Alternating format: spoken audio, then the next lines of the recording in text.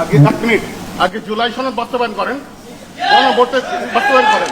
বাংলাদেশেই একটা নমিনেশনের জন্য উনি পান নাই, দল ছেড়ে দিলেন, ওই দলের নেতাকে আবার কুলাঙ্গার বলছেন।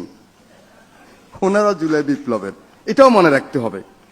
পপুলার বক্তব্য দিতে পারি, সবাই হাততালি দিবেন। আমার নেতা বলছে, সংসদ নেতা মনে আছে, এই চেয়ারের অনেক উত্তাপ, সবুজ চেয়ারটা দেখাই বলছে, এই চেয়ারের অনেক উত্তাপ, মানে বিরোধী দল সরকারি দলের প্রাইভেট মেম্বার, পাবলিক মেম্বার, এই উত্তাপ আমি বুঝি। এটাই তো জুলাই বিপ্লবের সবচেয়ে বড় আকাঙ্ক্ষা। এই যে বোঝা, ফ্যাসিস্ট হওয়া যাবে না, বোঝা ক্ষমতা আঁকড়ায় থাকা যাবে না, বোঝা ওই যে শহীদের বাবা এখন নাকি বস্তিতে থাকে।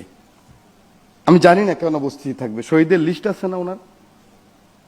মঞ্জু সাহেব, শহীদের লিস্টে ওনার মেয়ের নাম নাই? মিনিমাম 10 থেকে 15 লাখ টাকা পায়নি নাকি? নাকি পেয়েছে? তাহলে বস্তি থাকে, আরো লাগলে 10 লাখ আবার আমরা দেব, বিএনপি থেকে দেব, ব্যক্তিগত পর্যায়ে দেব, কিন্তু কেন উনি বস্তিতে থাকবে? এই প্রশ্ন আপনারা এই পাবলিক হাততালি না দিয়ে আমাদেরকে বলতে পারেন। মাওলানা মামুনুল হক সাহেব সবচেয়ে আমরা পছন্দ করি, লোকটা যদি আসতো, মঞ্জু যদি আসতো, আসিফ যদি আসতো, জুলাই বিপ্লবের তারা যদি আসতো, আপনাদের বিপ্লবী নেতা ফুয়াদ, তাকে বলছিলাম ঢাকা ইলেকশনে দাঁড়াও ভাই, পাস করে ফেলবা।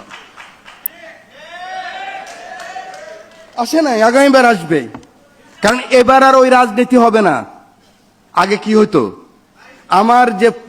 আমার যে ম্যানিফেস্ট, যেটা নিয়ে ভোটে গেলাম, আমরা যাই, বারবার গিয়েছি, 1 বছর যাওয়ার আগেই স্যার আছেন এখানে উপস্থিত, মঈন খান স্যার, আমাদের রিপন ভাই আছেন, আমরা আমাদের ওই ম্যানিফেস্ট না কইরা আগামী 5 বছর কিভাবে থাকবো ওই ধান্দাই তো করছি নাকি সবাই।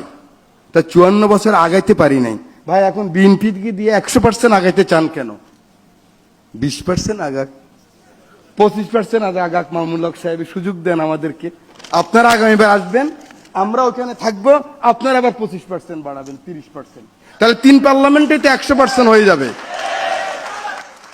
আমাদেরকে ভাই 2 মাসও তো হয় না, এখনো 54 জন হয়েছে, 220 জন নতুন এমপি। জুলাই সনদ বাস্তবায়ন করেন, গণভোটে বাস্তবায়ন করেন। শুনতেছে আপনাদের কথা, শহীদ পরিবারের কথা কেউ বলতেছে না এখানে, ঠিক আছে? এখানে শহীদ পরিবার আছে, আপনি কোন দোষে শহীদ পরিবারের কথা বলেন নাই, আপনি 3,000 আহত কথা বলেন নাই। এদের কথা, এদের জন্য প্রোগ্রাম এটা। কথা বলতে চান, আপনাদের মনে অনেক জ্বালা আছে, আপনাদের এই মিষ্টি মিষ্টি বক্তব্য শুনতে শোনার জন্য আসেনি। আগে কি করবেন এটা বলেন। আপনারা ওয়াদা করছেন জুলাই সনদ বাস্তবায়ন করবেন। প্রিয় পপুলার বক্তব্য, পপুলার বক্তব্য, বর্ষা বিপ্লবের কথা তো প্রথমেই বলেছি নাকি ব্রাদার? যা উনি, এটা ওনার কিন্তু একটা রাজনৈতিক অধিকার, উনি এরকম বলতে পারবে। এই বাংলাদেশ চাই আমরা, বলেন আপনি, এই বাংলাদেশ চাই, আপনি বলতে পারবেন, আপনার অধিকার আছে। আপনারা কতটুকু গ্রহণ করবেন সেটা হলো বড় কথা। এই কথাটুকু বলতে চাই, সময় নাই, শুধু বলতে চাই আমরা পথ হারাবার চেষ্টা করব না। আমরা জুলাইয়ের যারা আমাদের আত্মহতি দিয়েছেন, 17 বছরের আমাদের আন্দোলন সংগ্রামে যারা আত্মহতি দিয়েছেন, আমাদের তাদের রক্তের বিনিময়ে, আমি সেদিন বক্তব্য রেখেছি যে জাতীয় সংসদে ঢুকতে পারবে এটা ভাবিই নেই আর, এই রক্তের মধ্যে দিয়েই তো জাতীয় সংসদে আসছি। অতএব ওরা তো আমাদের মাথার তাজ, ওদেরকে বুকে নিয়ে পঙ্গু মুক্তিযোদ্ধা বানায় প্রত্যেক 16 ডিসেম্বরে নেব, সেই মুক্তিযোদ্ধা তো না, সেই পরিবার না, ওই চেতনা বিক্রি করব না। জুলাইকে বুকে ধারণ করতে যদি পারি, সেটাই হবে আগামী দিনের রাজনীতি এবং সবার আগে বাংলাদেশ। আপনাদের সকলকে শুভেচ্ছা।